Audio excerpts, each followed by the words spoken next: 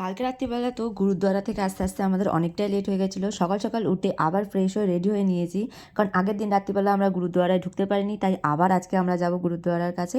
কিন্তু যাওয়ার পরেও দেখি ওখানে খুব পরিমাণে ভিড়, তাই আমরা আর ঢোকার রিস্ক নিইনি, কারণ আজকেই আমাদের ট্রেন আছে।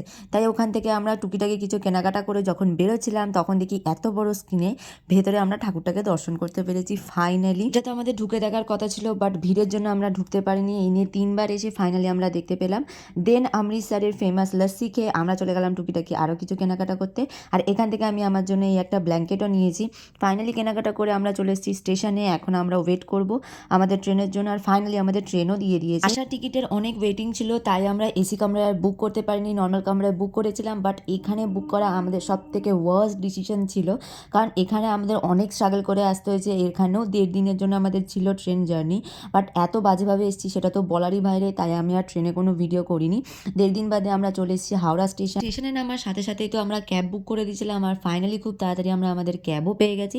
ক্যাবে করে সোজা চলে এসেছি বাড়িতে। প্রায় 10 দিন বাদে বাড়িতে আসছি। দরজা জানলা বন্ধ থাকার কারণে দুটো ঘরের অবস্থা তো খুবই খারাপ, আর তার থেকে বেশি অবস্থা খারাপ হচ্ছে এই ফুল গাছগুলো।